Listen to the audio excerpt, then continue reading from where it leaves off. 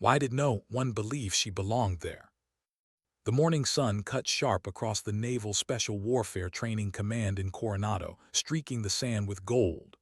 Around her, the rhythmic chaos of exhaustion filled the air, grunts, boots hitting mud, the thud of bodies pushing past their limits. But she wasn't among them. She stood apart, small frame, pressed khakis, clipboard in hand, the picture of calm among chaos. To the men crawling through mud, she was an anomaly, a civilian, a spectator.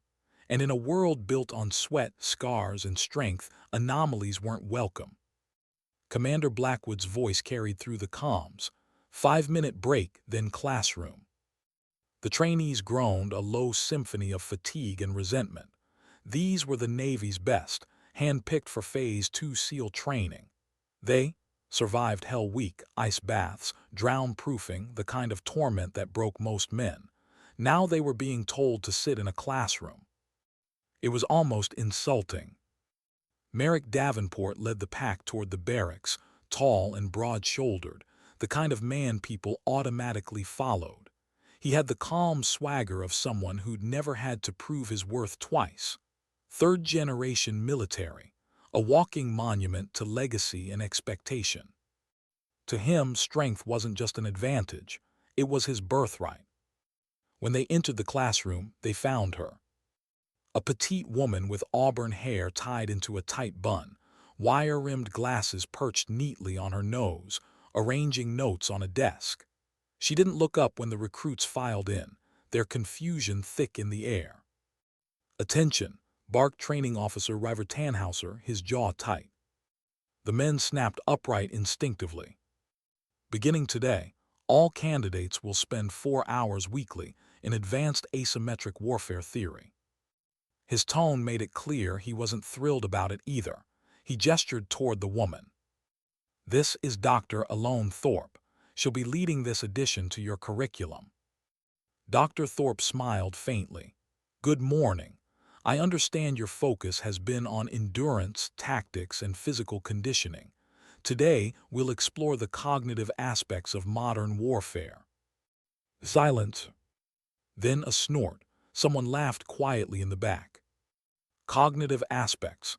These men had spent the last 6 months breaking bones and bleeding into sand. They didn't need philosophy.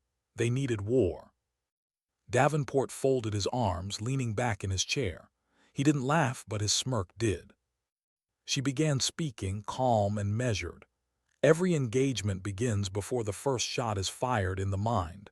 Cognitive bias, situational perception, decision latency. You can't fight what you can't understand." Her voice carried the cadence of someone who had studied war but never lived it, or so they thought.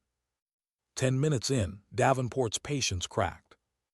"With respect, ma'am," he interrupted, voice deep and cutting through the air, "we're here to fight, not philosophize. The enemy won't care about cognitive whatever when we're breaching doors." A few recruits chuckled, their tension easing in shared mockery. Dr. Thorpe turned her gaze to him, not angry, just still. Her eyes were impossibly calm. "Interesting perspective, trainee." "Davenport, Merrick Davenport." "Trainee Davenport, would you mind demonstrating your standard room-clearing procedure? Use this classroom as your environment." He hesitated, then stood, eager to prove a point. "Gladly." He executed the maneuver with flawless precision, clearing imaginary corners, calling out targets, moving with the instinctive flow of an elite operator. Every motion screamed control. When he finished, the room gave an approving nod. He'd made his point. "Textbook," she said. He smirked. "Exactly." "Now," she added softly, "let me point out the 7 fatal flaws in your approach." 7. For the next 10 minutes, she dismantled his demonstration with surgical precision. Angles of fire, blind spots, predictable movement paths, the psychology of cornered combatants. She referenced tactical psychology and architectural patterns with frightening familiarity. By the time she finished, the room had gone silent.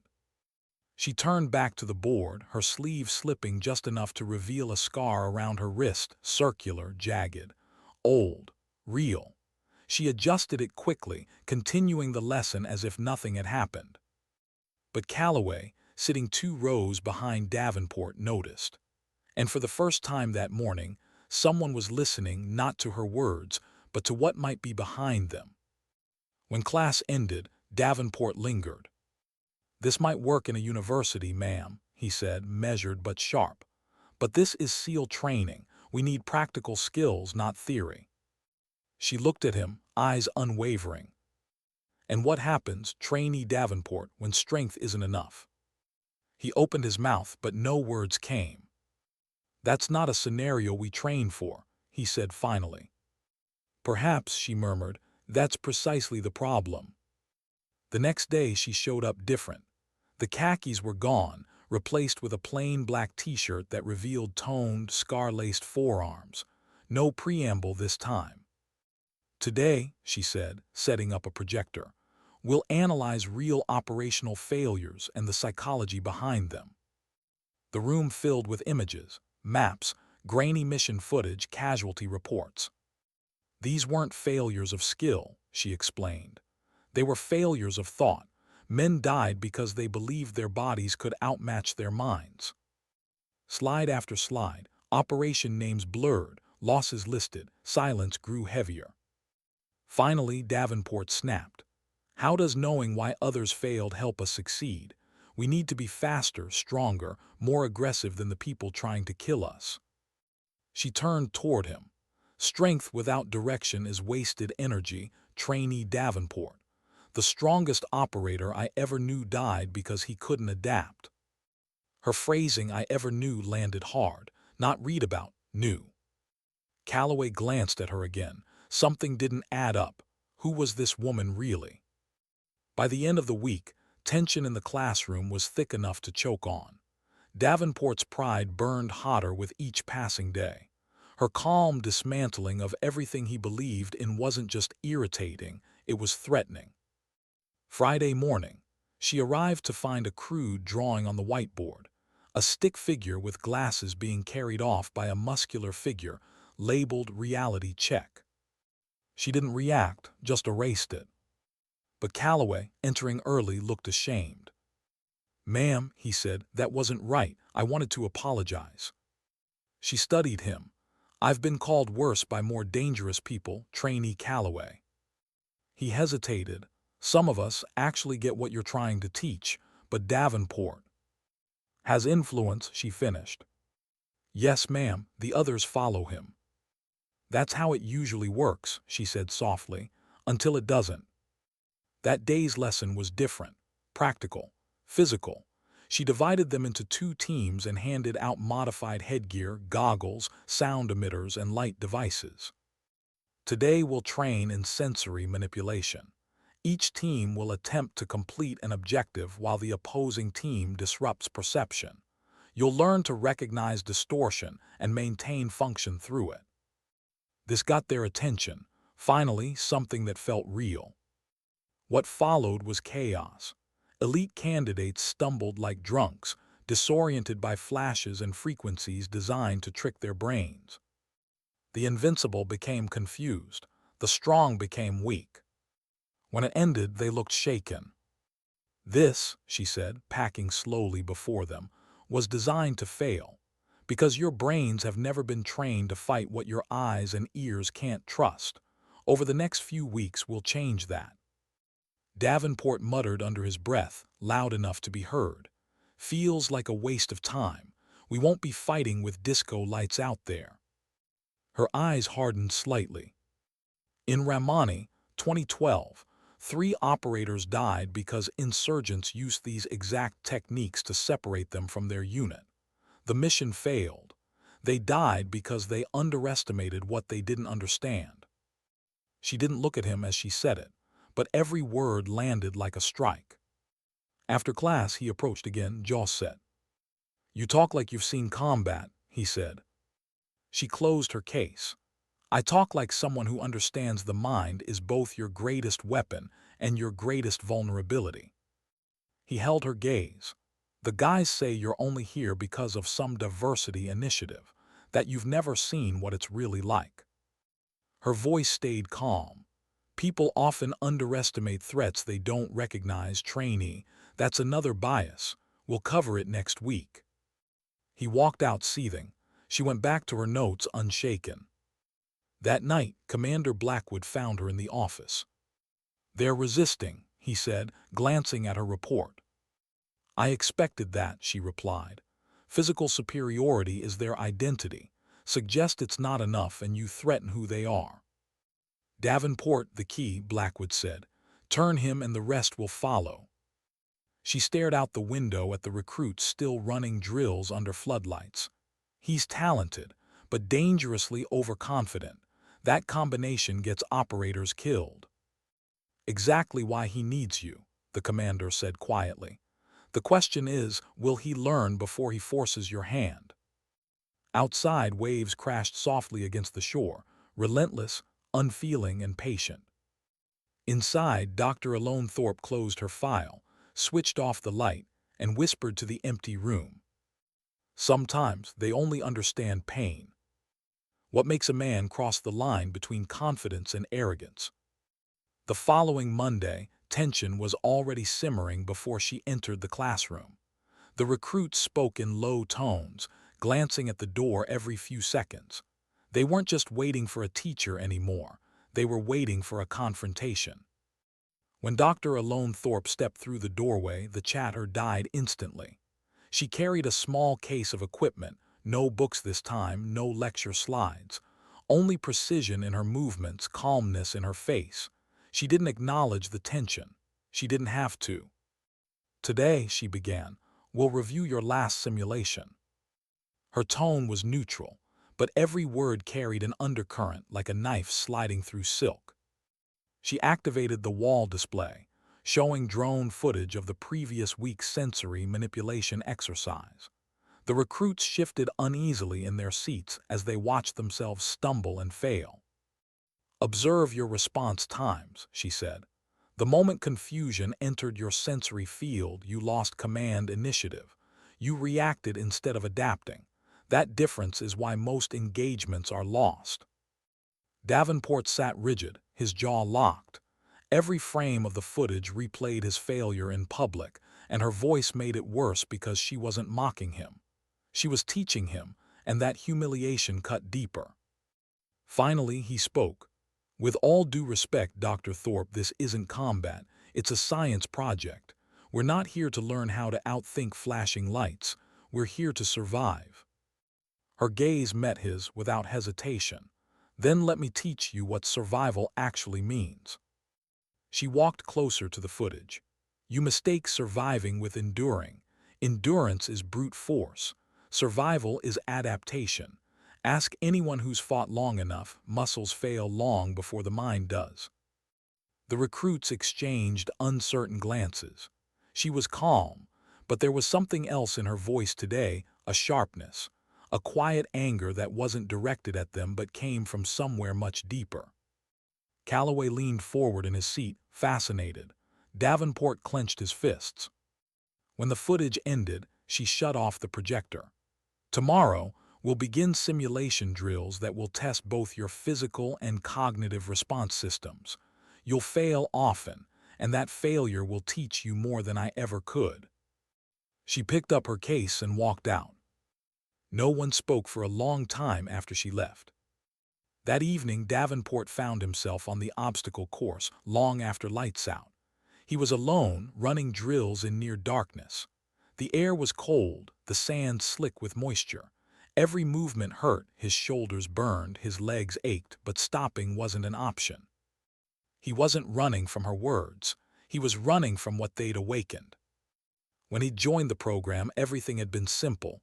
You trained harder, you became stronger, you won. But she disrupted that equation, made him doubt the very foundation of his belief in power. And doubt, to a man like him, was poison.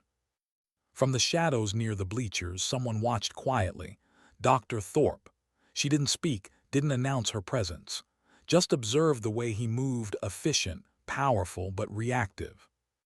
Every step driven by emotion, rather than control. When she finally turned to leave, her expression softened slightly. She'd seen that kind of restlessness before in another man, years ago, in a different desert, and she knew how it ended if left unchecked. The next morning, she arrived early to prepare the classroom. The recruits filed in, quieter than usual. Something in Davenport's demeanor had changed overnight, not submission but focus, controlled defiance. She began by dimming the lights. Today's drill will measure your ability to process information under cognitive load, she explained. You'll be exposed to conflicting stimuli, visual, auditory, and emotional. The objective is to make tactical decisions under disorientation. The men put on their modified sensory headsets. The room filled with layered sounds, screaming, gunfire, heartbeat pulses, static bursts. Lights strobed faintly. The recruits reacted, some tried to orient themselves, others froze. Davenport didn't move for the first 10 seconds. Then, methodically, he started calling out instructions, steadying his team through the chaos. Dr. Thorpe watched carefully. He was fighting the noise not by resisting it but by integrating it. That was the beginning of control. When the simulation ended, the silence was heavy. The men removed their headsets, sweat dripping down their faces. She finally spoke, better but not enough. Davenport looked up, frustrated.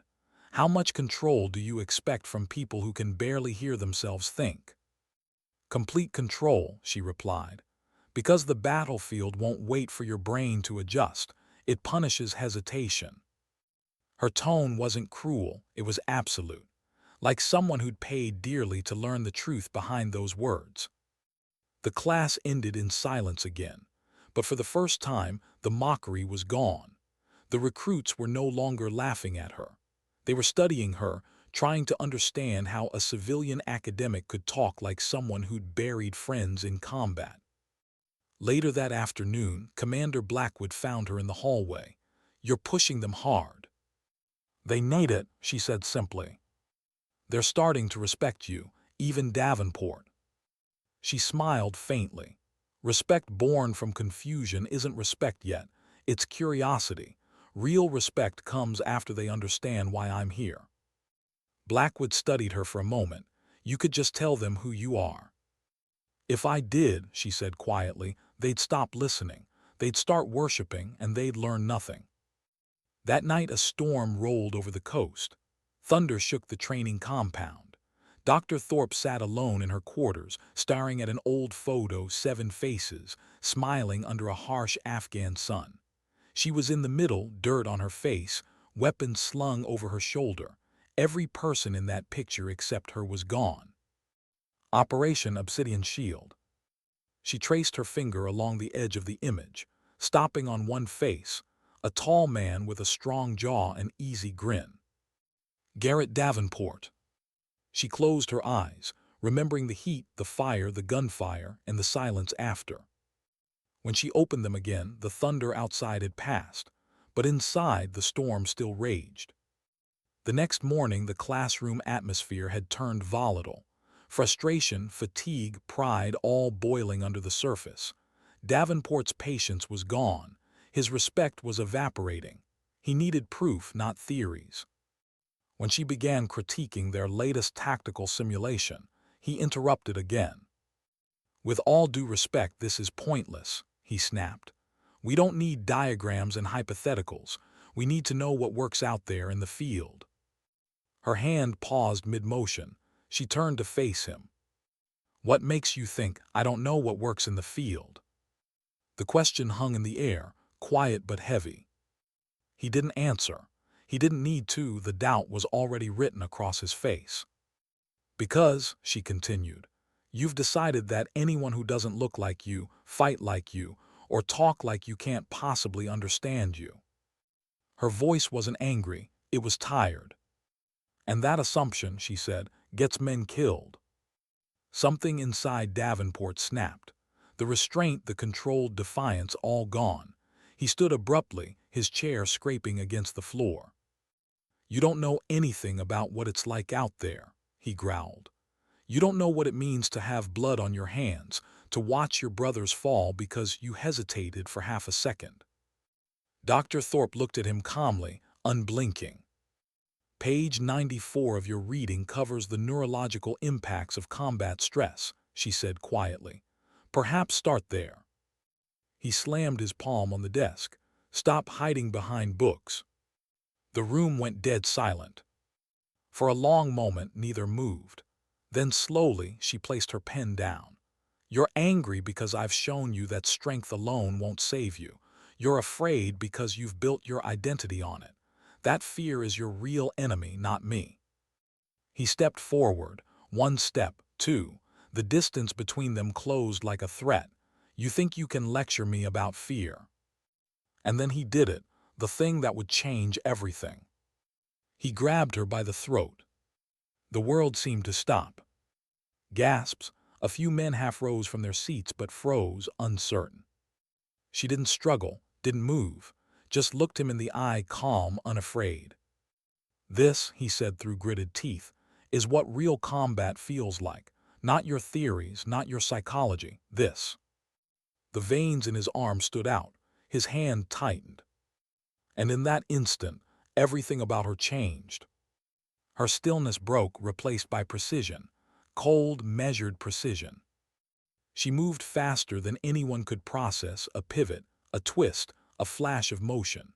Davenport's body slammed to the ground, his arm twisted behind him at an impossible angle. A sharp crack echoed through the room. His face hit the floor. 3 seconds, that's all it took. Her knee pressed into his back, his body immobilized. The class stared, frozen. Davenport gasped, pain flooding his voice. The door opened. Commander Blackwood stepped in, his tone steady, but his eyes already knew. At ease, Major. Major. The word detonated in the room like a grenade. Dr. Thorpe released her grip, straightened her shirt, and stepped back. Davenport stayed on the floor, pale, silent, realization dawning. Major Alone Thorpe, Blackwood continued, addressing the class. Naval Special Warfare Development Group, SEAL Team 6, call sign Wraith. No one moved, no one breathed. 15 years of classified operations.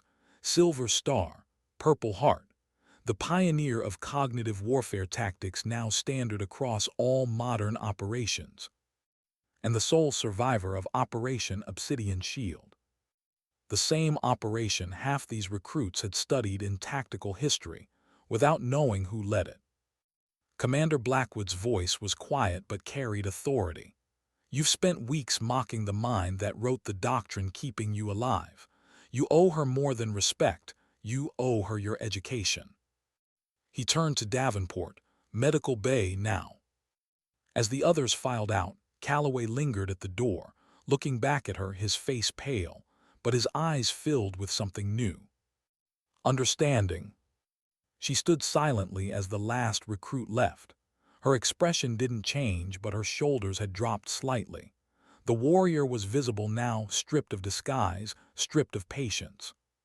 Sometimes truth doesn't need to shout. It only needs to reveal itself. How do you teach humility to someone who's never had to learn it? The next morning, the classroom was empty. No chatter, no boots against tile, just silence.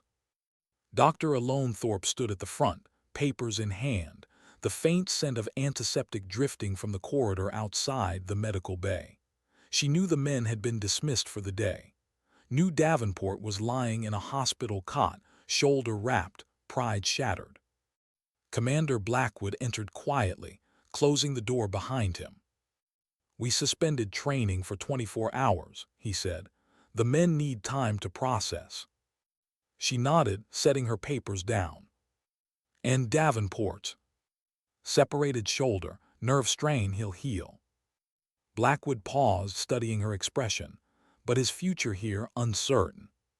She didn't respond. Her gaze was distant, fixed somewhere beyond the walls, a place only she could see. You could have subdued him without injury, he continued carefully. Yes, she said simply. But you didn't. She met his eyes at last.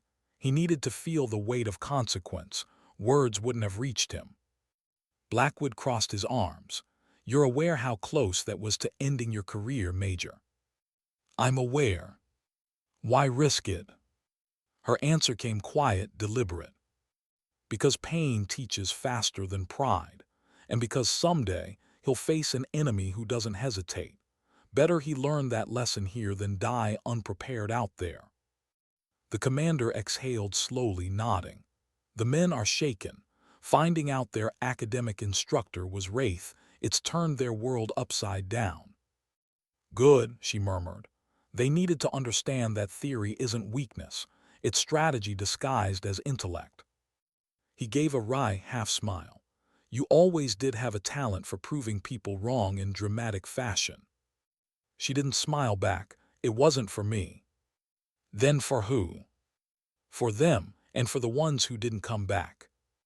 He understood. He always did. There was history there, scars on both sides. That evening she found Davenport sitting alone in the medical bay, his arm in a sling, eyes fixed on the wall. The sterile light washed over him, dull and flat, like the inside of his thoughts. He didn't look up when she entered. You here to finish what you started? He asked bitterly. She ignored the tone, pulled up a chair, sat down opposite him. They're processing your separation paperwork, he said without turning. Assaulting a superior officer, career's over. Is that what you want? She asked quietly. He frowned. Doesn't matter what I want, the rules are clear. It matters to me. That made him look at her. Why? Because I haven't signed it yet. His confusion flickered to irritation. You're not serious. I am. He stared at her, disbelief written across his face. I grabbed you by the throat. You dislocated my shoulder. The men saw it. There's nothing left to discuss. You're wrong. Her voice was even, her expression unreadable. You acted on an assumption that I was an academic pretending to understand your world. You believed my teachings could get you and your men killed. You were wrong, but your intent was to protect your team. That instinct matters. He shook his head. That doesn't excuse what I did. No, she said softly. It doesn't, but it explains it. She leaned forward slightly. You believed leadership meant dominance. That control was the same as command. You were protecting them, but through the wrong lens. That's not malice, it's blindness. He sat silent for a moment. The anger was still there, but it had nowhere left to go. So what now? He asked finally. That depends on you, she replied. You can accept separation and leave with your old beliefs intact, or you can stay and learn to rebuild them. He looked down, his jaw tight. After what happened, you'd let me stay. Her tone was quiet, but the words hit like a strike. Physical strength saved my life twice, she said. Mental discipline saved me 17 times. I care more about which one you choose to develop. Why? He asked again, voice cracking slightly this time. Why give me another chance? She held his gaze. Because the best operators I ever knew weren't the strongest or the fastest. They were the ones who could admit when they were wrong and grow. He looked down at his injured arm, swallowed hard. I was wrong, he said finally. About me, she asked. About everything. His voice was low, raw. About what matters in combat. I want to learn if you're willing to teach me. She stood, her posture easing slightly. Training resumes at 800. Don't be late. When the recruits returned the next day, something was different. The mockery was gone. The whispering had stopped. They stood at attention before she even entered. She walked in, eyes scanning the room. Davenport was there too, arms still in a sling, standing tall. Seats, she said simply. They sat, silence held the air. Yesterday changed things, she began. You have questions, I'll answer them. Hands rose immediately. She pointed to Calloway first. Ma'am, he began hesitantly, is it true you were the only survivor of Operation Obsidian Shield? Something flickered in her eyes.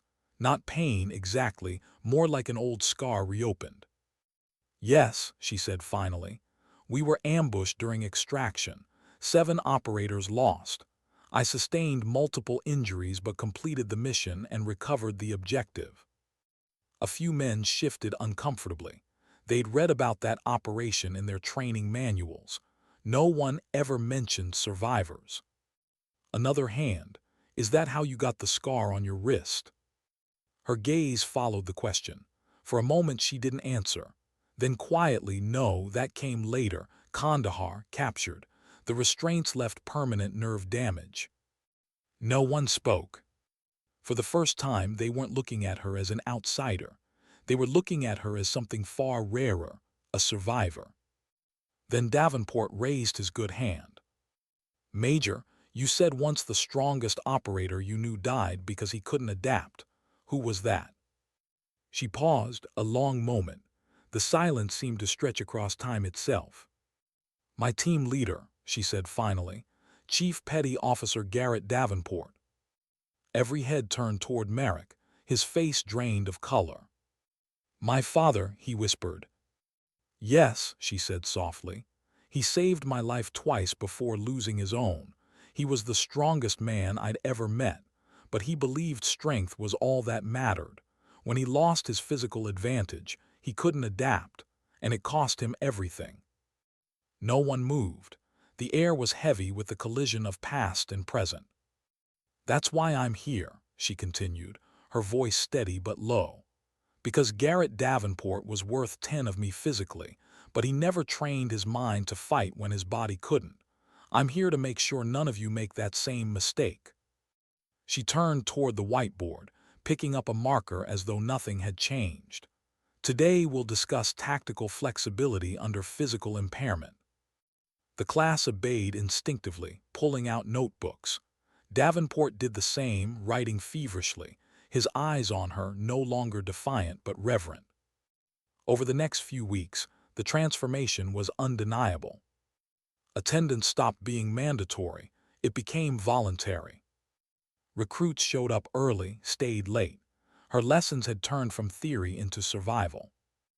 Davenport adapted fastest. His injury forced him to relearn movement patterns, weapon transitions, even basic drills. But now he approached them differently, less force, more thought. He stopped reacting and started analyzing. And in those quiet hours between sessions, when others slept, he practiced what she'd taught, not just fighting through pain, but thinking through it. Commander Blackwood watched it all unfold. One afternoon, he stood at the back of the classroom as the recruits practiced blindfolded drills, an obstacle course navigated entirely by sound and memory. You've lost your dominant arm and your primary weapon, she called out. 2 civilians in your care. Hostile forces approaching from your 3 o'clock. What's your move, Fallen? The recruit hesitated, then outlined a careful retreat using terrain as cover. She nodded. Good minimal risk resource conservation. Now Davenport, same scenario. Compressed timeline, 30 seconds until contact. Without pause, Davenport responded. Create auditory deception. Simulate a larger presence. Flank through disorientation corridor. Prioritize non-combatant extraction. Her expression softened, proud. Excellent. Recognizing that perception can be weaponized when strength is compromised, that's adaptation. When the drill ended, Commander Blackwood stepped forward, clapping once. Impressive progress, especially Davenport. She smiled faintly. He's learning faster than I expected. His father would be proud, Blackwood said. Perhaps, she murmured, if pride could see past legacy. That night she found Davenport alone in the training facility, still running drills with his injured arm. The room was dim, echoing with his labored breathing. Working late, trainee Davenport? She asked. He straightened, wiping sweat from his forehead. Yes, ma'am, adapting as instructed. She observed quietly. Your modifications are clever. Most would focus on recovery first. Time's a luxury we don't get in the field, he replied. Adaptation has to be immediate. She nodded approvingly. Your father believed recovery came before adaptation. It's why he didn't survive. He froze, then asked the question that had haunted him since that day. "Were you there when he died?" Her eyes softened. "Yes." Silence filled the space. "He sustained injuries defending our position. We were cut off. He fought until he couldn't. When the situation changed, he couldn't shift his tactics." "Did he suffer?" Davenport asked quietly. "No," she said after a pause. "It was quick, and he completed the mission. That mattered to him." He nodded slowly. The pain in his face wasn't just grief, it was revelation. "The report never said," he whispered. "Reports don't tell stories," she replied. "They record outcomes, not experiences."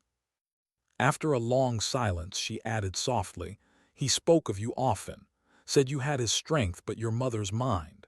He believed that combination would make you exceptional." Davenport's jaw trembled slightly. "I spent my life trying to be like him. I never realized, maybe that's not what I was supposed to be." She gave the faintest smile. "Legacy isn't imitation, Davenport, it's evolution." He nodded, a quiet understanding settling between them. Two soldiers bound by loss, and by the man who had shaped them both in different ways. Outside, the waves whispered against the shoreline again, constant and unbroken like time itself. Sometimes the hardest battles are fought after the war is over. And sometimes strength isn't inherited. It's chosen. What happens when the student begins to see what the teacher truly meant? 3 weeks had passed since the classroom incident. Since the moment a room full of Navy trainees learned their soft-spoken instructor wasn't a civilian at all, but a ghost from legends whispered about in barracks and field camps. The atmosphere at Coronado had changed completely. Where there had once been laughter and arrogance, now there was focus, sharp, relentless focus. Every session began in silence. Every word Major Alone Thorpe spoke carried weight. And every man in that classroom, even the ones who had doubted her most, now took notes like their lives depended on it. Because they did. The program was evolving. She had redesigned it entirely, blending cognitive stress training with tactical realism. Each drill tested perception, adaptability, and leadership under disorientation. They were no longer training to be the strongest. They were training to be the smartest under fire. Davenport had become the embodiment of that shift. His shoulder still bore the stiffness of injury, but he refused to let it slow him. If anything, the limitation had become his teacher. He had learned how to compensate, to move smarter rather than harder. Calloway often joked, "You're like her now, quiet, calculating, terrifying." Davenport didn't deny it. He had seen firsthand what quiet calculation could do. One night after training, when most recruits were asleep, Davenport remained on the sand, practicing movement drills with weighted gear. He moved deliberately, methodically. Blackwood approached from behind. "You know she's not here to watch, right?" Davenport turned, surprised. "I know, sir." "Then why are you still out here?" Davenport hesitated, then said quietly, "Because I don't deserve to be here yet." Blackwood studied him for a moment, nodding slowly. "She said the same thing once years ago after her first deployment. 'I don't deserve to be here,' she told me, 'not after what it cost.'" Davenport frowned. "What did it cost her?" "Everything," the commander replied. "A team, friends, and the illusion that strength could save everyone." He clapped Davenport on the shoulder gently. "If she's training you like this, it's because she sees something in you worth saving too." When Blackwood walked away, Davenport looked out at the dark waves beyond the wire fence. For the first time in his life, he didn't see the ocean as freedom. He saw it as reflection, constant, relentless, honest. The next morning, Major Thorpe entered the training hall with a new kind of energy, colder, focused. The recruit stood at attention. "Today," she said, "you'll face a test you cannot pass with strength alone." A ripple moved through the room. She continued, her tone unyielding. You will complete a tactical course under cognitive and physical impairment. You'll experience auditory distortion, reduced visibility, and simulated injury. You will fail repeatedly. That's the point. Ma'am, Fallon asked carefully, how do we prepare for failure? Her eyes softened slightly. You don't, you adapt to it. They followed her out to the course, a labyrinth of corridors, smoke, and shifting light. Hidden speakers emitted conflicting commands. The environment itself became the enemy. Each trainee wore headgear that altered sensory input, echoes that arrived late, sounds that overlapped, lights that pulsed unpredictably. The first few attempts were chaos. Men stumbled, froze, fired in the wrong direction, shouted conflicting orders. Thorpe observed quietly, writing notes as they struggled. She didn't interfere. Pain was instruction. Confusion was curriculum. Davenport's turn came last. When his simulation began, he stood still for 3 seconds, eyes half closed, breathing slow. Then, unlike the others, he started speaking calmly to his team, adjusting their formation not by what he saw, but by what he knew. Sound lag 30 degrees, he said. Adjust spacing, don't trust the light source. Move by timing, not sight. They advanced smoothly, methodically. When the scenario ended, his team emerged as the only one to complete the course without a critical failure. Thorpe approached him, expression unreadable. What did you change? Nothing, he replied. I just stopped fighting the noise.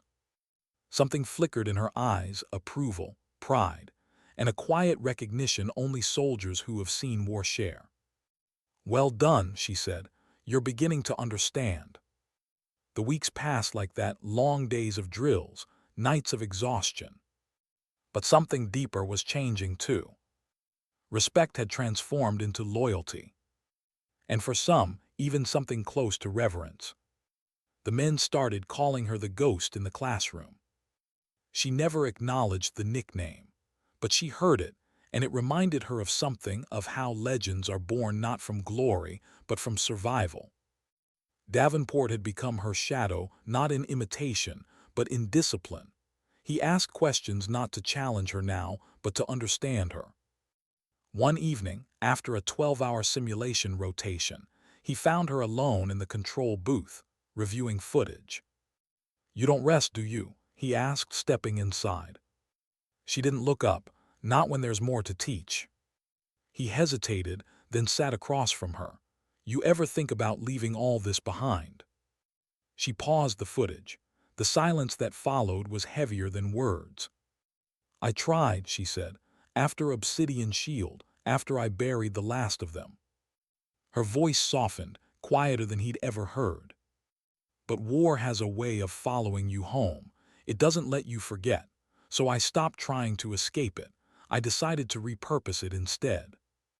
He nodded slowly. You turned it into a lesson. She met his eyes, into a warning.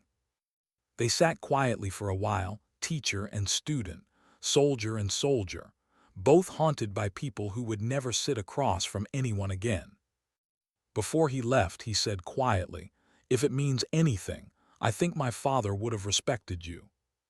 She gave a faint, sad smile. He did, he just didn't live long enough to admit it. By the 6th week, the transformation of the class was complete. Physical strength was still valued, but no longer worshipped. They'd learned to question instinct, to think while moving, to adapt instead of resist. Blackwood often stood in the observation deck, arms folded, a small smile hidden behind years of command stoicism. You've done it, Major, he said one afternoon. You've changed how they think. Thorpe looked at the men below, sweat-soaked and disciplined. I didn't change them, she said quietly. They chose to change. In Davenport, Blackwood asked. She followed Davenport's figure across the obstacle yard. His movements measured, precise, almost graceful despite the lingering injury.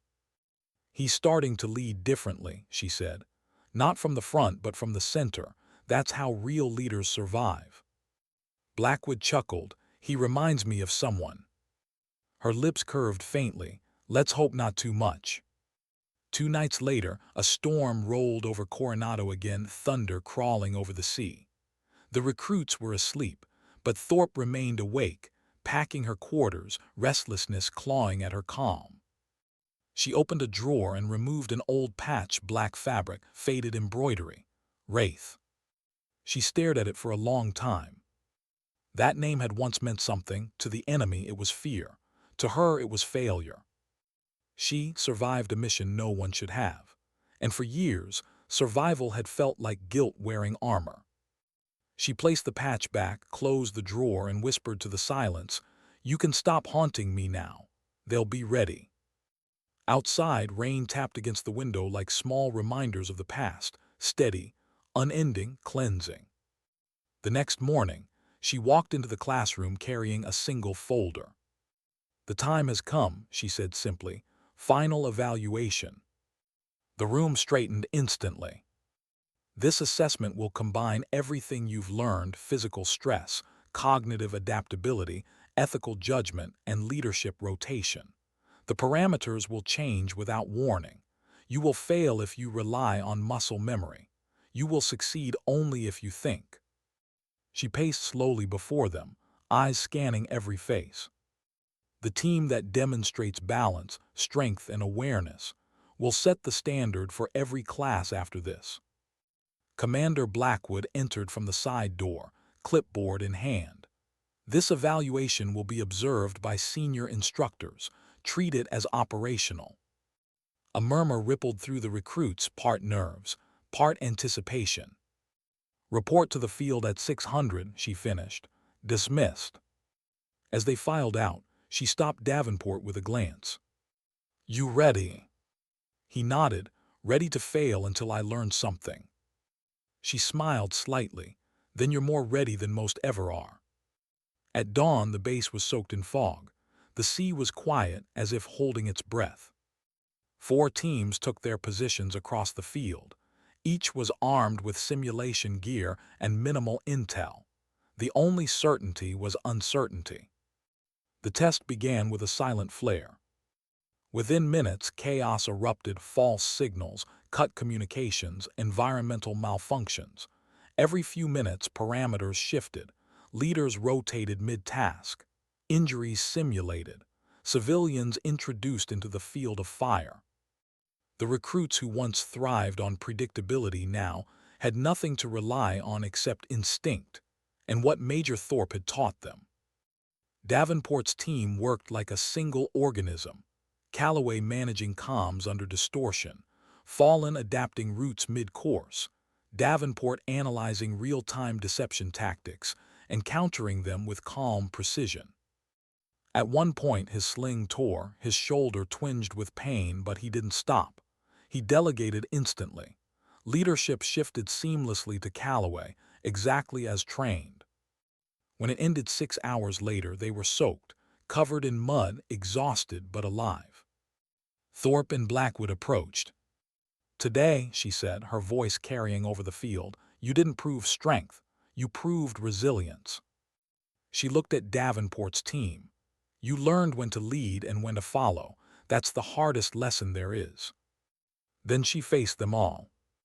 "This wasn't about tactics, it was about humility. You learned that control isn't power, adaptation is." Her words lingered in the air long after she left the field.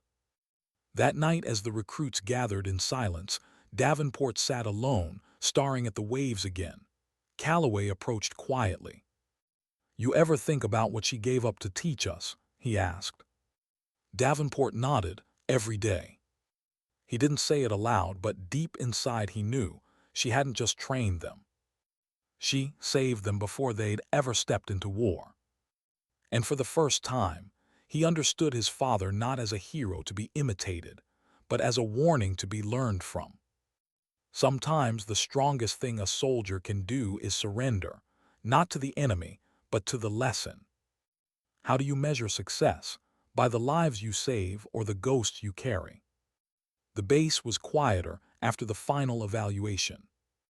The noise of constant drills had faded into something softer, like the exhale that follows a long war. For the first time in months, the recruits were allowed a night without structure. No wake-up calls, no shouting, no timed runs, just silence stretching like unfamiliar territory.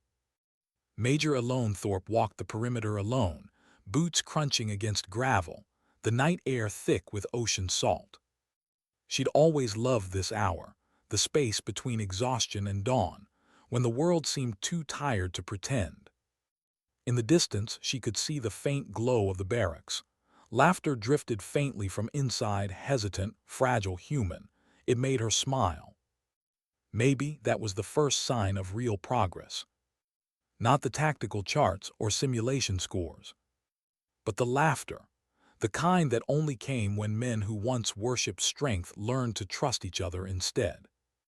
Inside the main building, Commander Blackwood sat at his desk, surrounded by after-action reports. When Thorpe entered, he didn't look up. "You've caused quite a stir," he said, voice even. "That's new?" she asked dryly. He allowed a small grin. "The evaluation data's impressive. Injury rates down 30%. Cognitive adaptability metrics up nearly 20. He leaned back, tapping the file. "You've turned a class of muscle into minds. That's no small feat." She crossed her arms. "Metrics don't bleed, Commander. They don't panic under fire." "No," he said, "but they predict who won't." There was a pause, a quiet understanding that results could never erase loss. Finally he asked, "And how's the shoulder?" "Davenport," she clarified. He nodded. "He's adapting," she said softly. "Better than most ever do. His father would have been proud." Blackwood studied her for a long moment. "You sound like you mean that." "I do." "And you proud of yourself?" She hesitated. "That's not a word I use much." "Maybe you should." She didn't answer. Pride was a luxury she'd stopped affording herself a long time ago. The next morning, the recruits assembled for what they believed was debriefing. Instead, they found the simulation facility completely reconfigured. Lights dimmed, walls rearranged. Thorpe stood at the center of the room, arms crossed, expression unreadable. "This isn't a debrief," she said. "It's a live operational scenario." A ripple of confusion moved through the ranks. "You'll be divided into 2 strike teams. The parameters will shift in real time. There will be simulated civilians, encrypted objectives, and unpredictable environmental hazards. Treat it as real, because one day it will be." Davenport exchanged glances with Calloway and Fallon. No one asked questions. They'd learned by now that explanations only came after experience. The scenario began without warning. A blast of light, alarms, voices through static. The recruits scattered into formation. Every movement was disciplined but fluid. Davenport's team took the west corridor, clearing rooms methodically, checking for traps, balancing aggression with caution. Then came the twist. Halfway through, the comms failed. The lighting changed to infrared simulation. The layout morphed. Thorpe's voice crackled through the speakers, low, calm, deliberate. "Your map is lying, your compass is compromised. What do you rely on now?" Davenport closed his eyes for a fraction of a second. "Instinct," he murmured. "No, not instinct, observation." He motioned to Calloway, pointing to air vents, residue patterns on the walls, details the others might have missed. The path forward was hidden but logical. Every clue was deliberate, every obstacle psychological. She was testing them not on reaction, but interpretation. An hour later, both teams emerged from the maze, drenched in sweat, adrenaline still high. Thorpe watched silently as they caught their breath. Then she spoke. "You were never being graded on your kills or your speed," she said. "You were being graded on what you didn't destroy and who you did abandon." A long silence, then Calloway, voice shaky. "You mean the civilians in the decoy rooms?" She nodded. "Those were your real objectives. Mission success isn't measured by how many enemies you neutralize, but by how many lives you protect while staying human." The recruits exchanged glances, shame, awe, understanding, all mixed together. Davenport was the first to nod. We were so focused on victory, we forgot what it was for. Thorpe met his eyes. That's how wars are lost before they begin. After the simulation, she found Davenport sitting outside, watching the sunset over the training grounds. The light caught his face, half shadow, half gold. "You're quieter lately," she said, sitting beside him on the bench. He chuckled softly. "I ran out of arguments." She smiled faintly. "That's rare for you." He leaned forward, elbows on his knees. "You ever wonder what it's all for, Major? All the training, the discipline, the scars, what it actually adds up to?" Her gaze drifted toward the horizon. "Every soldier asks that. The ones who stop asking usually don't last long." He nodded slowly. "When I was a kid, I thought my father's strength made him invincible. I wanted to be just like him. Now I realize that's exactly what killed him." Her voice softened. "He was brave, Merrick, but bravery without adaptation becomes stubbornness. It's a noble way to die, but a terrible way to live." He turned to her. "Do you ever stop seeing it, the faces?" She didn't answer for a long moment. Then, quietly, "No, but they stop blaming you once you start honoring them." He frowned slightly. "How do you do that?" "By making sure their mistakes aren't repeated." That answer stayed with him long after she left. 3 days later, the final ceremony arrived. The recruits stood in formation, clean uniforms pressed, boots gleaming in the sunlight. The air carried that strange, electric calm that only came after transformation, not the end of something but the beginning. Commander Blackwood addressed them first. "Phase 2 candidates, you've completed a program that didn't exist 7 weeks ago. You are the first to undergo the cognitive warfare integration model, designed and executed by Major Alone Thorpe." He paused, letting the name echo. "Your results will define the standard for every class that follows. You've proven that the mind is not the enemy of strength, it's its foundation." Then, one by one, the recruits received their tridents, the symbol of completion. When Davenport's name was called, he stepped forward, his movements steady, deliberate. Blackwood's voice carried over the assembly. "Trainee Davenport has demonstrated exceptional leadership, tactical innovation, and adaptability. His performance ranked highest in the class." As the insignia was pinned to his chest, Davenport's eyes found Thorpe standing at the edge of the crowd.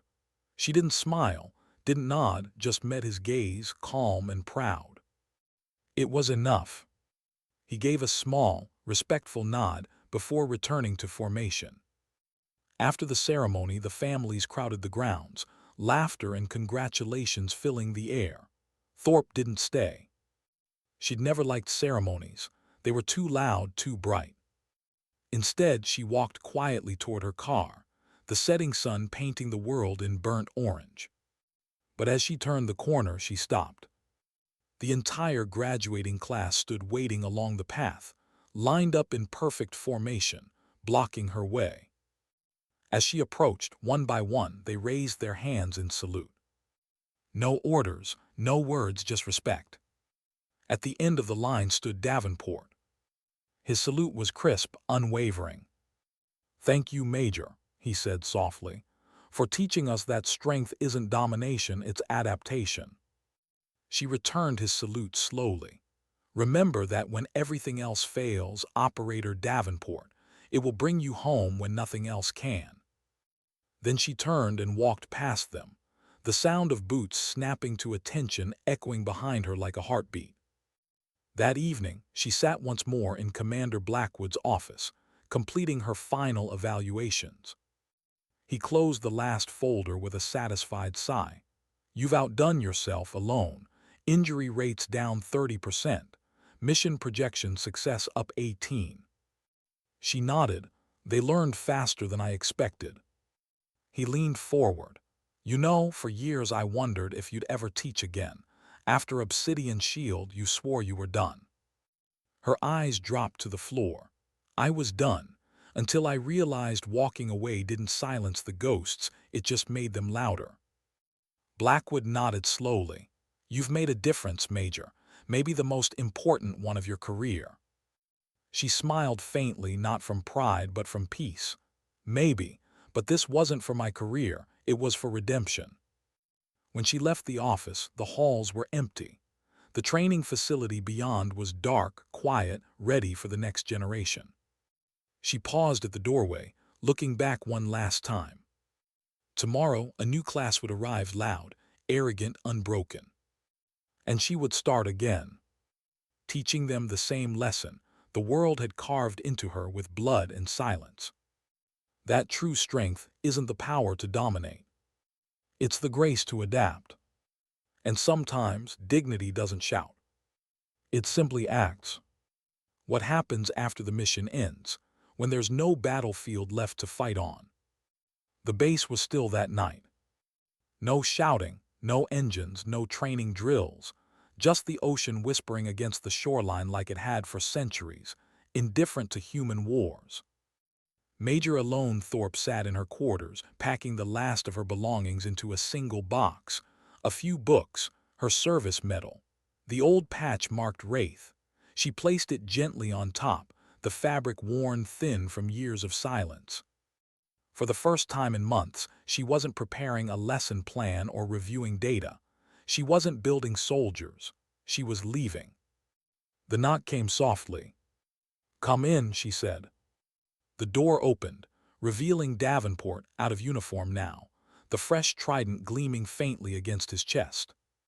"Commander said you were leaving tonight," he said. "I am," she replied. "New class arrives tomorrow. They'll need their own ghosts to wrestle with." He hesitated, then stepped closer. "I thought ghosts didn't retire." She smiled faintly. "They don't. They just find quieter places to haunt." He chuckled softly, but there was weight behind it. "The men wanted to see you before you left. Say goodbye properly." "I've had enough salutes for one lifetime," she said. "That wasn't what we meant," he said, voice softer now. "We wanted to thank you for all of it." She looked at him for a long time, really looked. The arrogance that once lived behind his eyes was gone, replaced by something steadier, humbler. Leadership had carved him into a man she might have trusted with her life. "You already thanked me," she said. "You learned." He shook his head. "No, ma'am, we survived. There's a difference." She studied him a moment longer, then said quietly, "You sound like your father." His expression faltered. "I hope not." "You should," she said. "He was a good man, flawed but good. He just never learned what you did, that the body breaks long before the mind gives up." He swallowed hard, emotions barely contained. "You ever think about him?" "Every day," she admitted. "But not as the man who died, as the one who tried. That's how I forgive him." He nodded slowly, then said, "For what it's worth, I think he'd forgive you too." Her eyes met his, and for the first time, something unguarded crossed her face, the faint shimmer of emotion she'd buried under years of command. "Maybe," she said softly, "but some things aren't meant to be forgiven, just understood." He wanted to say more, but she closed the box, straightened, and extended her hand. He took it, firm and respectful. "Take care of them," she said. "They'll follow your lead now, whether you're ready or not." "I will," he promised. She nodded once. "Then you've already started your next mission." Outside, the night air was cool and clear. She walked across the silent compound toward the parking lot, her boots echoing faintly on the concrete. The lights from the barracks flickered behind her, laughter, faint music, the sounds of men who'd earned peace for one night. As she reached her car, she turned once just to look back. The training field lay empty, the same place where arrogance had broken, where fear had turned into discipline. She smiled faintly. They would never know how much of herself she'd left there. And that was fine, that was the point. She started the engine, headlights cutting across the dark. The gates opened with a mechanical hum. She drove through, the base shrinking behind her until it became just another shadow on the horizon. But the memories didn't shrink. They never did. Hours later, she sat at a small diner off the coast highway. The place was half empty, the kind of roadside stop where time seemed to move slower. She ordered coffee, black, and stared through the window at the distant sea. The waitress, a middle-aged woman with kind eyes, poured her cup. "You look like you just finished something big," she said conversationally. Thorpe smiled faintly, something like that. "Endings are hard," the waitress said, "even the good ones." Thorpe looked up. "They're not endings, just transitions." The woman nodded knowingly and moved on. Thorpe took a sip, letting the bitterness ground her. She'd always found comfort in small, ordinary things: coffee, silence, the sound of distant traffic. They were reminders that the world kept turning, no matter what she carried inside. She reached into her pocket and pulled out a folded photograph, the same one she'd kept for years. 7 faces, sand, sunlight, a past that refused to fade. She stared at it for a long time. Garrett Davenport's smile seemed almost alive in the flickering light. "You were right," she whispered quietly. "Strength wasn't enough." She folded the photo again, tucking it carefully back into her jacket. For a moment, she allowed herself to feel everything she'd suppressed: the guilt, the loss, the fatigue. It washed through her like an old storm, fierce but familiar. Then she took a breath, steady and deliberate. "I'm still here," she murmured, "so I keep going." Back at Coronado, the new class arrived at dawn. Fresh faces, fresh egos. The sound of boots and shouting filled the grounds once more. Commander Blackwood stood by the observation deck, watching them struggle through their first drills. Beside him, Davenport, now a full operator, his trident gleaming under the morning sun, stood silently, hands behind his back. "They remind you of anyone?" Blackwood asked. Davenport smirked. "All of us, before she broke us down." The commander nodded. "She did more than that, she rebuilt you."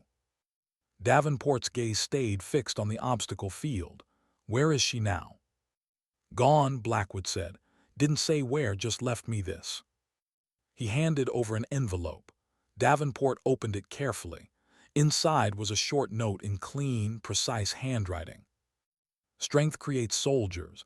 Adaptation creates survivors. You were both alone."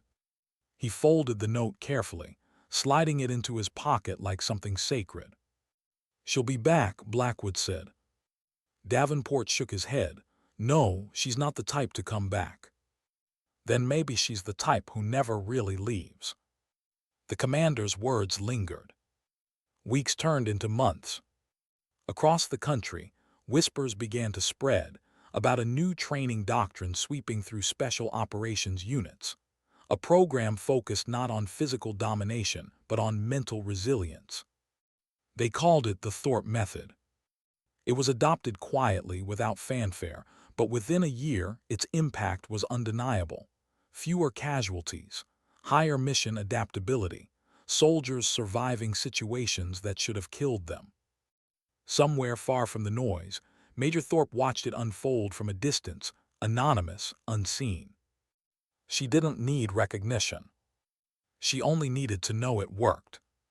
In her small coastal apartment, she kept the same box from her office: the medals, the patch, the photo. Sometimes, late at night, she'd take them out, study them, and then put them away again. Her ghosts had grown quieter, but they were still there. One evening, as the sun dipped below the horizon, her phone buzzed with a single message. No name, no signature, just 4 words. "We brought them home." She didn't need to ask who sent it. She already knew. She set the phone down, leaned back, and closed her eyes. For the first time in years, the silence around her didn't feel like punishment. It felt like peace. A few weeks later, she returned to the coast where it had all started, the edge of the base, long after the lights had dimmed. She stood by the wire fence, wind whipping her hair, the Pacific stretching endlessly before her. Behind her, faint laughter echoed from the barracks, the new class training under Davenport's supervision now. He was shouting orders, calm but firm. She could almost hear the rhythm in his voice, the same rhythm she'd once used. Think before you move. Move before you're afraid. Adapt before you fail. She smiled, he'd learned well. For a moment she considered stepping through the gate again, but she didn't. That chapter was closed. Her mission was done. She whispered into the night, "They'll be fine." The ocean answered in waves. Somewhere behind her, the bass speakers began playing the evening taps, soft, mournful, echoing across the sand. She stood there until the last note faded, eyes on the horizon. In that moment, the ghosts finally fell silent. Months later, a letter arrived at Commander Blackwood's office. No return address, no markings. Inside was a single page written in Thorpe's familiar hand. "You once asked if I was proud of myself. The truth is, pride isn't what I feel. It's gratitude, because the men I trained are alive, because they'll train others, because strength found purpose again. Tell Davenport to lead with both, his father's heart and his own mind. That balance will keep him alive longer than either could alone. And remind him, when the day comes that he feels alone in the fight, he is. Some of us never really leave. We just change our battlefield." O.T. Blackwood folded the letter slowly, smiling. He didn't frame it.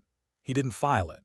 He just placed it in his drawer, right beside a faded photograph of SEAL Team 6, the original Obsidian Shield crew. The ghosts were all there, but they weren't haunting anymore. They were teaching. Back on the coast, as the waves rolled endlessly against the sand, a single figure stood silhouetted by the last light of dusk, steady, unbowed, free. No rank, no uniform, no title. Just a woman who had turned her pain into wisdom, and her silence into legacy. Sometimes the greatest warriors don't lead charges. They build others strong enough to survive their absence. And sometimes dignity doesn't speak. It simply acts. How do you prove a lesson when the classroom is gone and the bullets are real? The desert wind screamed across the valley, dragging sand like smoke across the night. The convoy had been quiet for hours, headlights off, engines barely whispering. Somewhere ahead, beyond the ridge, lay a compound, a confirmed insurgent hub with hostages inside. Operator Merrick Davenport adjusted his headset, eyes fixed on the infrared feed flickering across his wrist display. His breathing was slow, controlled, every motion deliberate. This was his first deployment as team leader. 6 operators under his command. No second chances. He could almost hear her voice in the back of his mind. Calm is a weapon. When you control your breath, you control the battle. 2 minutes out, whispered Calloway, now his second in command. Thermals show 3 guards on the east tower, 2 by the courtyard. Davenport nodded. No noise until breach. We move on pulse 3. He gave the signal. 3 faint flashes of his handlight. 1, 2, 3. The convoy stopped. Boots hit the ground in silence. The men moved like shadows, every step rehearsed, every angle memorized. The compound loomed ahead, stone walls and broken windows, the kind of place war forgot. Davenport crouched behind a collapsed wall, scanning the approach. Something felt wrong, too still, too open. He tapped Calloway's shoulder, whispering, "Check the heat patterns again." Calloway frowned at the feed. Still 5 contacts. Davenport stared through the scope. The air shimmered faintly above the wall. Heat mirage or something else. Then he saw it, a faint flicker. Not a person, a decoy. Infrared emitters. His stomach dropped. "It's a trap," he hissed. "They know we're coming." Calloway froze. "Abort." He thought fast, recalling her words again. Strength reacts. Intelligence anticipates. "No," he said quickly. "We adapt." He switched frequencies. Team 2, hold perimeter. No advance. Set counter decoys on grid Delta 5. We draw them into their own trap. Within seconds, the team split silent communication, no wasted breath. From the ridge, muted gunfire erupted, not directed at them but at the decoys. The insurgents had taken the bait. Davenport exhaled slowly. Now, he whispered, we move. They breached through the west side instead, avoiding the kill zone. Inside, the compound was half collapsed, smelling of dust and gunpowder. 2 hostages, both injured, terrified. Extraction point Bravo, Davenport ordered. Calloway take point, I'll cover rear. They moved fast.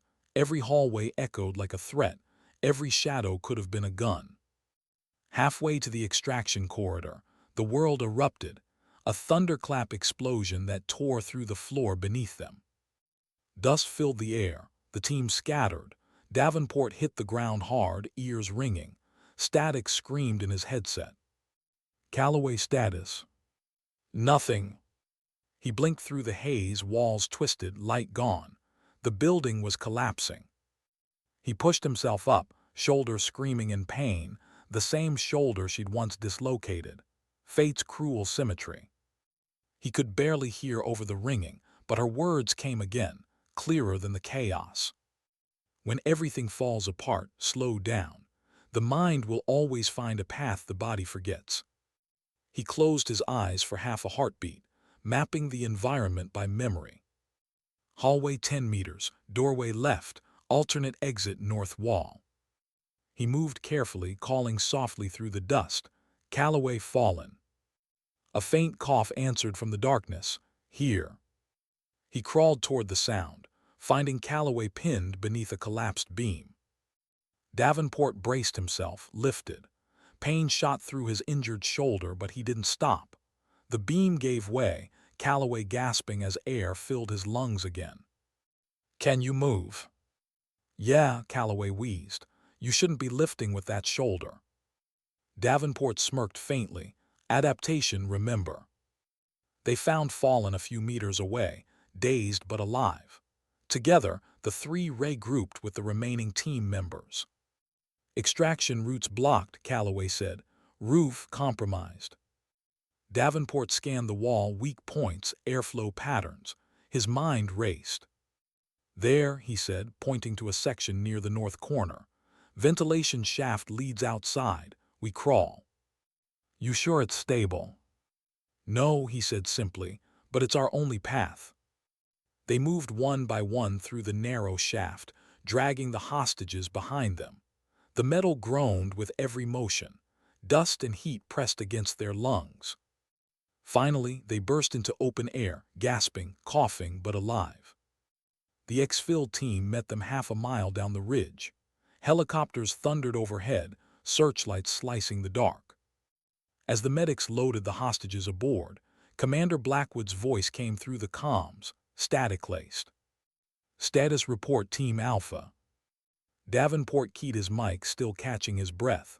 Objective secured, casualties none, hostages alive, structure compromised. There was a long pause, then Blackwood's voice calm, proud. Copy that, Operator Davenport. Mission success. He looked back toward the burning compound. For a long moment he said nothing. Then quietly he whispered to himself, You were right, Major. It was never about strength. Hours later, the team sat in the transport bay, exhaustion sinking deep into their bones. Calloway leaned against the hull, eyes half closed. You ever think she planned for this? He asked. Davenport smirked faintly. Plan for what? For us to fail, just enough to learn. Davenport's gaze dropped to his hands, scarred, shaking slightly from adrenaline. She didn't plan for failure, he said softly. She planned for survival. Calloway nodded. Same thing, really. Outside, dawn broke over the desert, light spilling across the sand like redemption. 2 days later, they were back at Coronado for debrief. The mood was different this time, quieter, heavier with understanding. Blackwood sat at the head of the table. Intel confirmed your assessment, Davenport. The compound was rigged. You avoided a total ambush by rerouting through the west flank. Excellent work. Wasn't instinct, sir, Davenport said. It was what she taught. Blackwood smiled faintly. I figured you'd say that. He opened a folder and slid a photo across the table. A grainy image of a woman standing by the coast, hair swept by wind. She's somewhere in Oregon now, off the grid. Davenport stared at the photo for a moment, a soft ache in his chest. She doesn't know what she's done, he said quietly.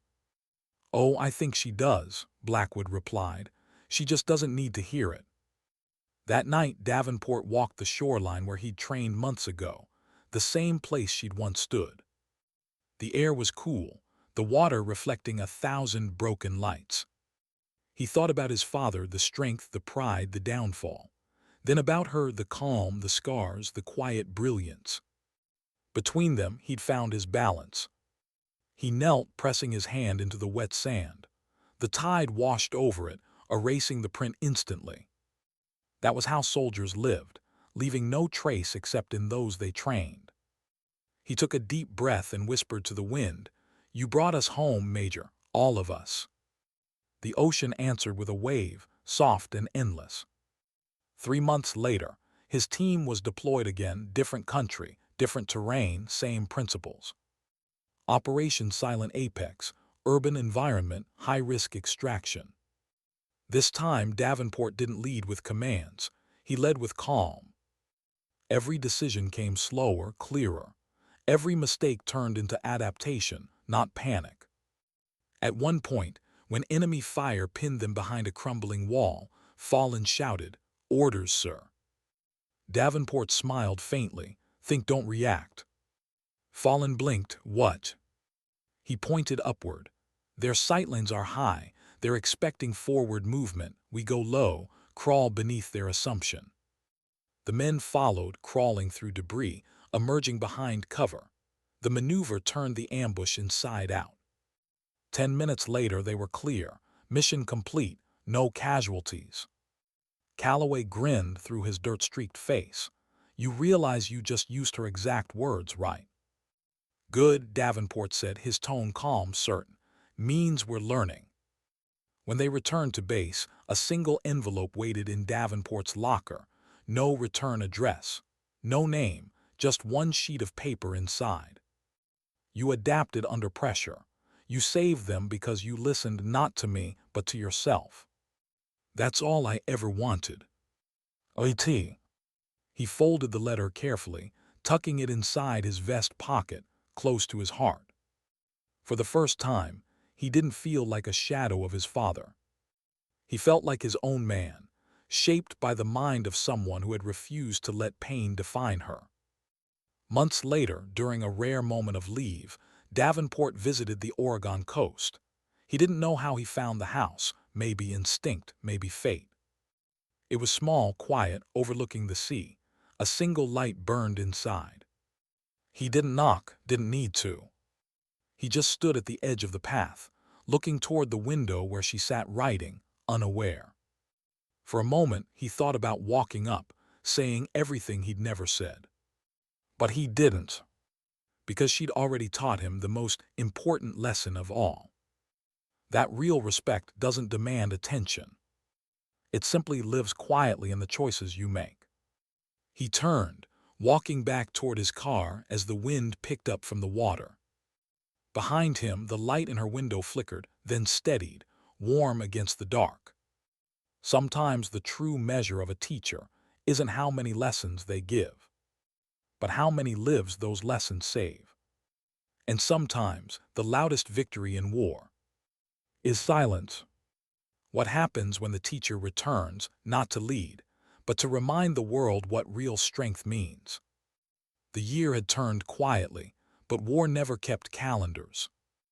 Operator Merrick Davenport sat in a forward operations base somewhere deep in the desert, miles from any coast, staring at a cracked tablet glowing with encrypted intel.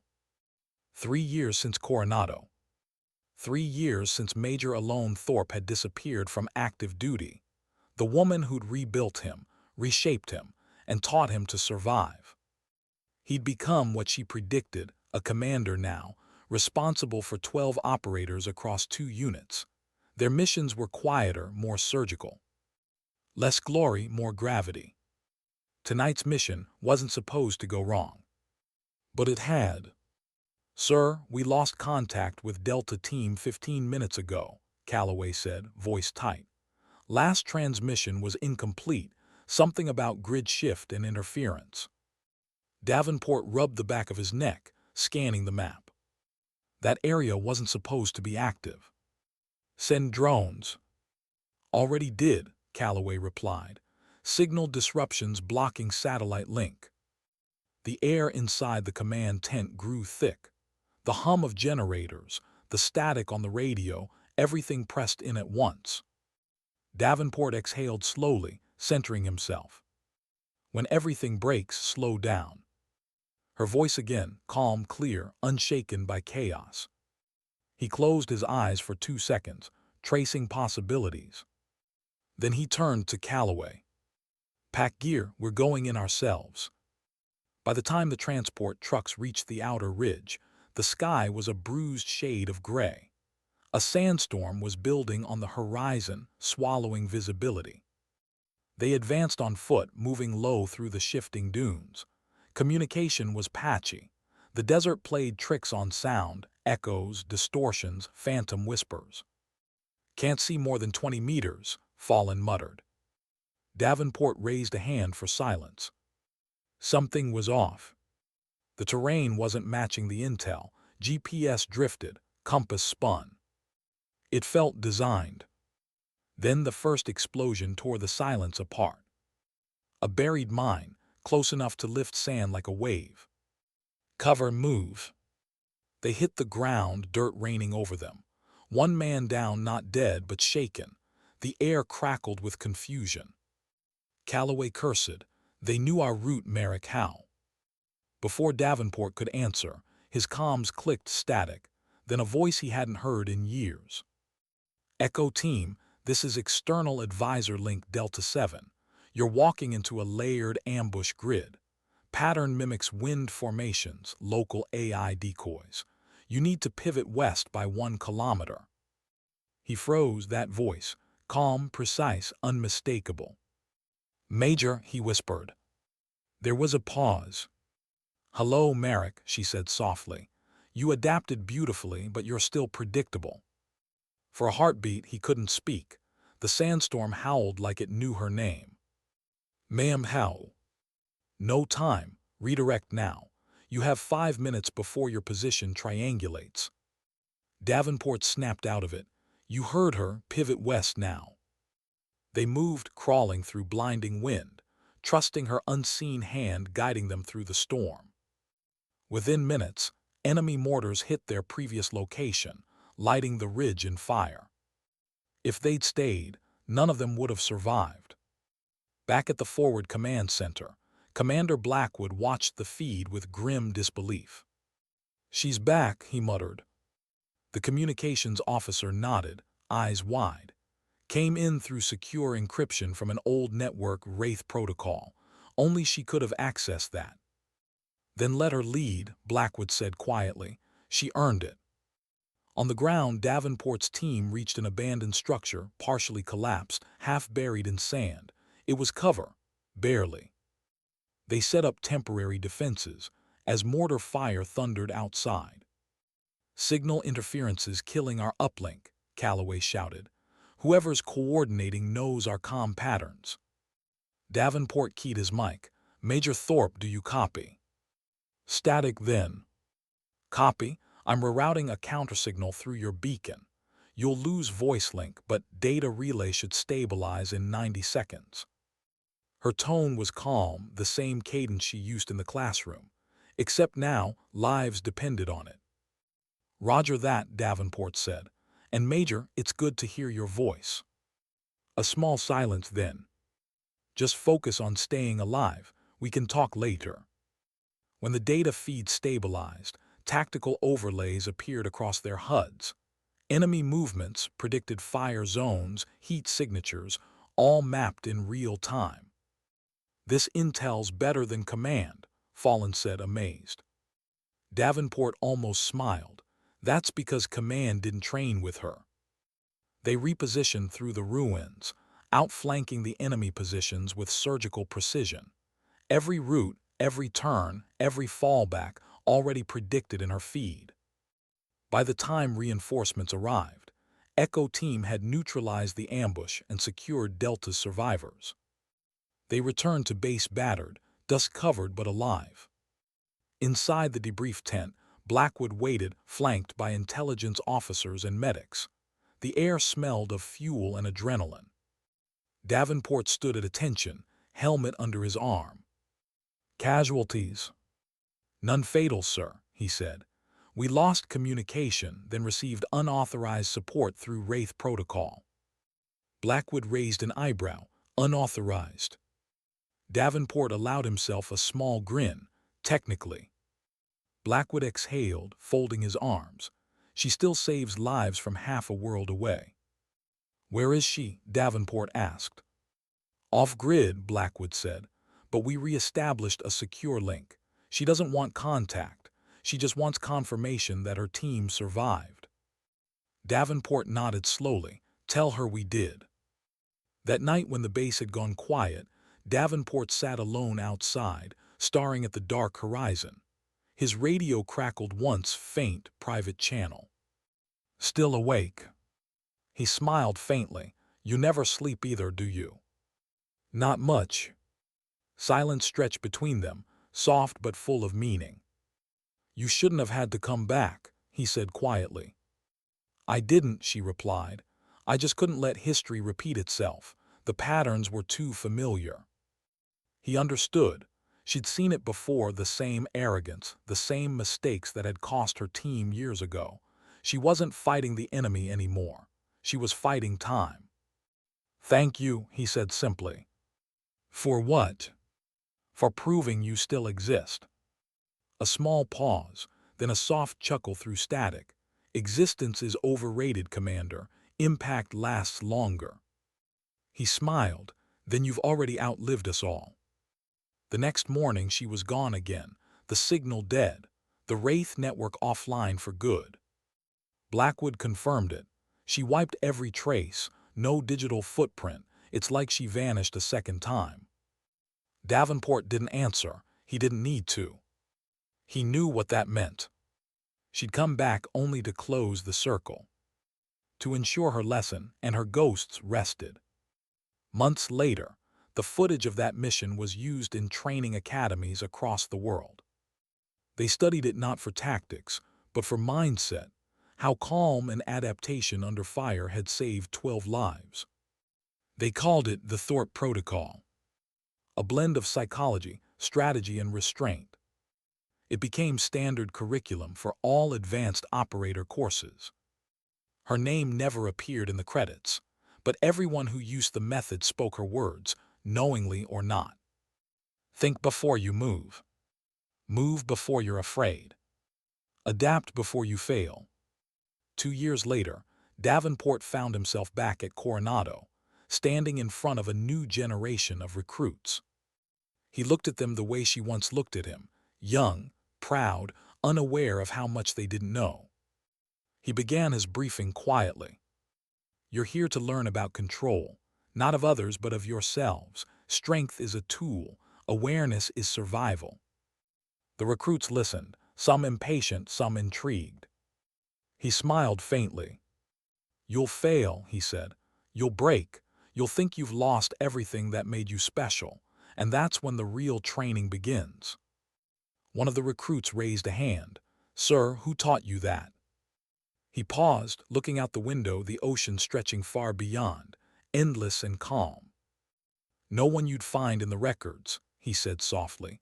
"But she taught me how to live when war tried to make me forget how." The room fell silent. That night, as he walked the shoreline alone, the wind carried the same sound it always did, the soft echo of waves meeting sand, the rhythm of a teacher's voice long gone but never forgotten. He reached into his vest pocket and pulled out a small, folded paper, the same note she'd once sent him. "You adapted under pressure. You saved them because you listened not to me, but to yourself." He refolded it carefully, tucked it away, and whispered to the wind, "You were right, Major. The mission never ends, it just changes." The tide rolled in, touching his boots. For a brief second, he thought he saw a figure standing in the distance, a woman, motionless, watching the horizon. Maybe it was a trick of the light, maybe not. He didn't move. He just raised his hand in a silent salute. The figure raised hers back, barely visible through the mist, and then disappeared into the dawn. Years later, military historians would still talk about the mind shift that changed modern training, the doctrine that redefined resilience, the calm that replaced chaos. But those who were there, those who truly knew, never spoke her name aloud. Because some legends don't need monuments. They live in muscle memory, in quiet decisions made under fire, in the breath before a bullet, and the moment after survival. Alone Thorpe's story didn't end in war. It ended in peace, the kind earned by leaving others strong enough to continue without you. And Merrick Davenport's journey wasn't about becoming like his father. It was about becoming the kind of man his teacher believed he could be. A man who didn't need to win every fight, just the one that mattered. The ocean kept rolling. The ghosts kept quiet. And somewhere unseen, the woman who once taught the world to adapt finally rested, not as a soldier, not as a survivor, but as something rarer. A soul unburdened by strength. Because in the end, real power isn't the noise we make when we fight. It's the silence we leave behind when we've taught others how to stand. And sometimes, dignity doesn't speak. It simply acts.